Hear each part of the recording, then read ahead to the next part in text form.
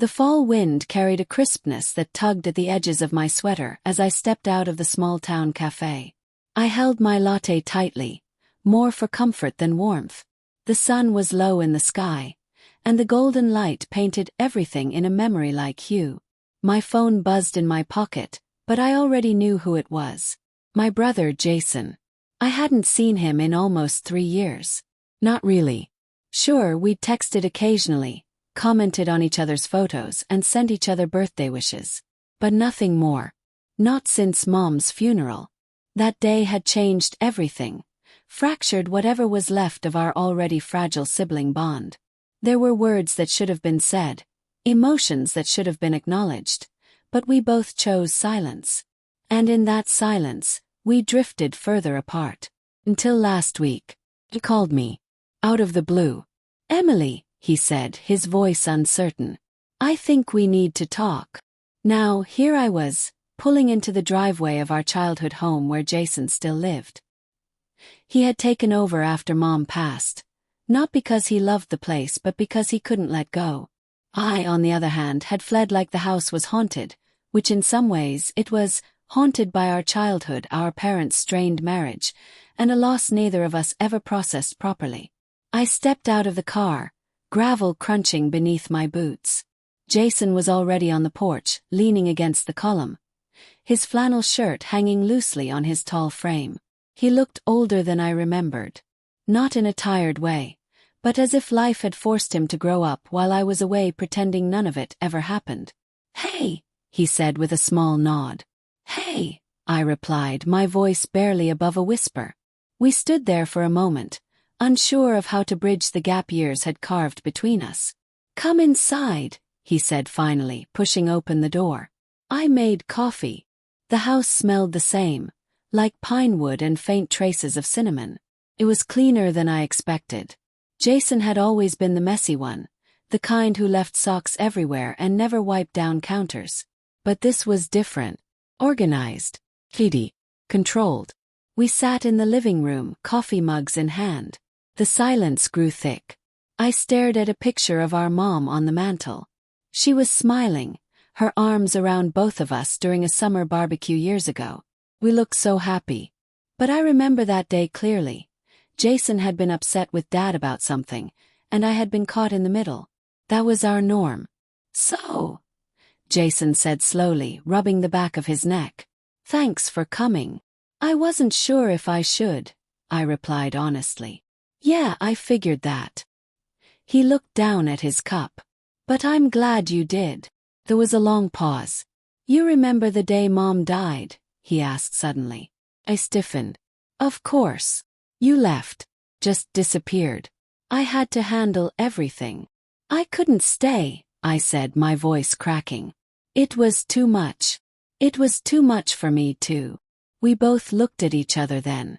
The hurt was still there in his eyes, and I could feel it rise in my chest like a tide.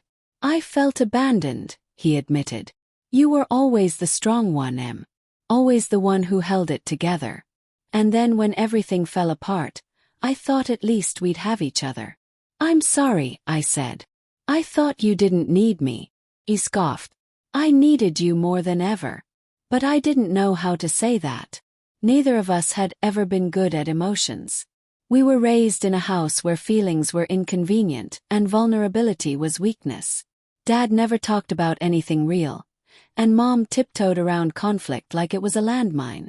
We learned to stuff things down, bury them deep, until they festered. "After you left," Jason continued, "I went through her things. I found the letters." My heart skipped. "What letters?" "From Dad.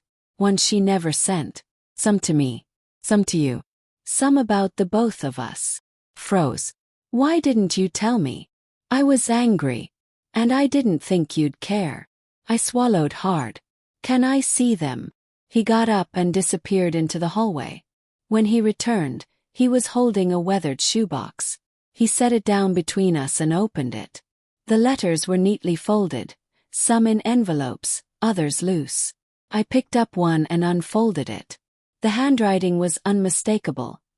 Mom's looping, elegant script. "Dear Emily," it began. "I wish I knew how to talk to you better. I wish I had the words to explain why things were the way they were. I see so much of myself in you, and maybe that's why we clash. But I'm proud of you. I always have been. I blinked back tears. Jason sat quietly, letting me read.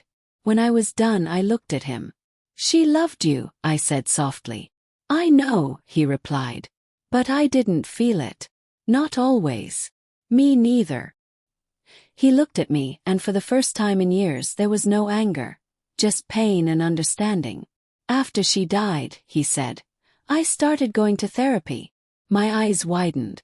Jason. Therapy. Yeah, he chuckled. Shocking, I know. But I had to. I was falling apart. I couldn't sleep. I kept thinking about all the things we never said. All the things I never told her. Or you. I reached out and touched his hand. Thank you for telling me. There's more, he said, his voice hesitant. I've been angry at you for a long time. Not just for leaving after Mom died. But before that, too. I pulled my hand back slightly, bracing myself. Do you remember that night I came home after Dad left for good? I was 15. You were 17. I was crying, and you just told me to get over it. I felt the sting of his words deep in my gut. I was scared, Jason. I didn't know how to help you. I didn't even know how to help myself. I know that now, he said. But back then I felt like you stopped being my sister. I didn't stop, I said, tears brimming. I just shut down. It was all too much. I get it. Do. But I needed to say that to you. I needed you to hear it. I'm glad you did, I said, reaching for another letter. We've both been carrying so much alone. Too much, he nodded. We spent hours reading the letters together. Some were warm and sweet, others heartbreaking. In them, Mom confessed her regrets, her fears, her hopes for us. She wasn't perfect, but she tried. And in those words, we found pieces of her we never truly knew. As the night wore on, we started to talk, really talk, for the first time in years. About our childhood. About how we coped differently. About Dad's abandonment. About the anger we both felt toward each other and ourselves. It was raw. It was messy. But it was real. At one point, Jason said, I always thought you were the one who had it all together. I laughed through my tears. And I always thought you were the brave one. Turns out we were both wrong. And maybe that was okay. By the time I left that night, something between us had shifted. The silence was gone. In its place was a fragile thread of connection, stitched together by the truth we had avoided for far too long. The past couldn't be rewritten. But the future, our relationship, had a chance to begin again. Not as perfect siblings, but as people trying to do better. The next morning, Jason sent me a message. Thank you for showing up, Em. I wasn't ready to talk. But I needed to. And I think you did too. He was right. I hadn't been ready. But I'm so glad we did.